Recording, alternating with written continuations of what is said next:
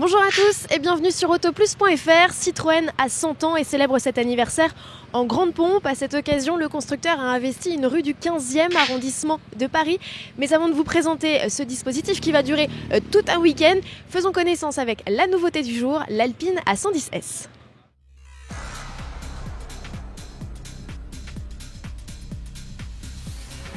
La voilà, la surprise Alpine, bienvenue à l'A110S, dévoilée en avant-première dans le village des 24 heures du Mans. Esthétiquement, la berlinette ne change pas, ou peu. La garde au sol a été abaissée de 4 mm, elle reçoit des logos et jantes noires, et la carrosserie qu'il est exceptionnellement possible d'avoir en gris mat avec un toit en carbone et rehaussée de notes de couleur orange, teinte que l'on retrouve par petites touches dans l'habitacle. C'est finalement la fiche technique qui change le plus avec un 1,8 litre turbo gonflé de 40 chevaux pour flirter avec la barre des 300 chevaux, 292 précisément. Le couple est inchangé mais accessible plus haut dans les tours.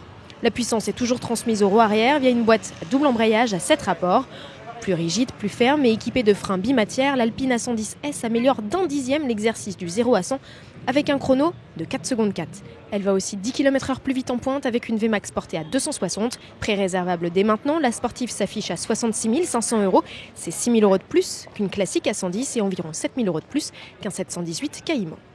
Retour rue Linois dans le 15e, cet arrondissement de Paris a vu naître et grandir la marque Citroën, de la 10 HP Torpedo à la traction en passant par la DS. L'usine de Javel qui se situe à quelques mètres d'ici a vu s'assembler plus de 3 millions de véhicules en 56 ans de production.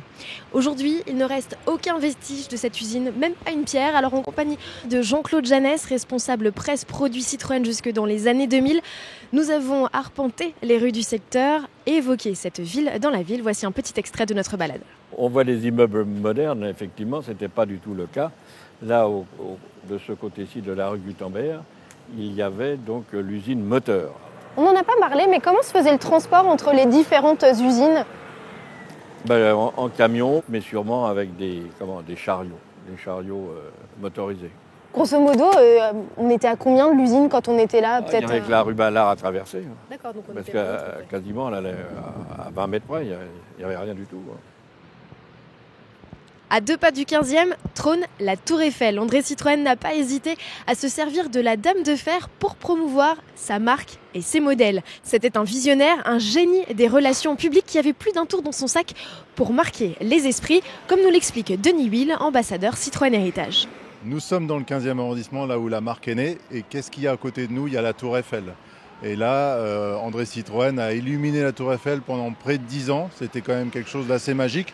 Mais dès le début de l'histoire de la marque, il fait de la promotion, de la publicité. Il lance les fameuses traversées du Sahara, croisières. Il lance les caravanes publicitaires dans la France. Donc, il fait la promotion de sa marque en France, dans les pays étrangers, je dirais dans le monde entier. Et ça lui réussit, puisque 10 ans après le début de la marque, il est premier constructeur européen et 3e mondial. Alors André Citroën a toujours voulu montrer la fiabilité, la performance de ses voitures, mais avec des images chocs.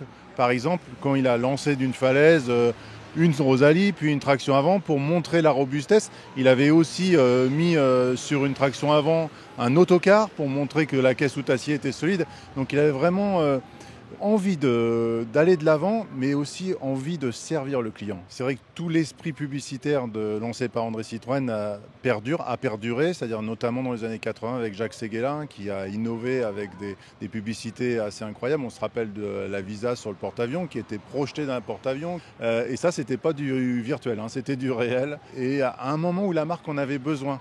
Et toujours encore aujourd'hui quelque part, ce qu'on fait là dans la rue Linois pendant 3 jours, c'est une certaine forme de publicité, de promotion qu'André Citroën aurait sûrement accueilli avec passion et joie.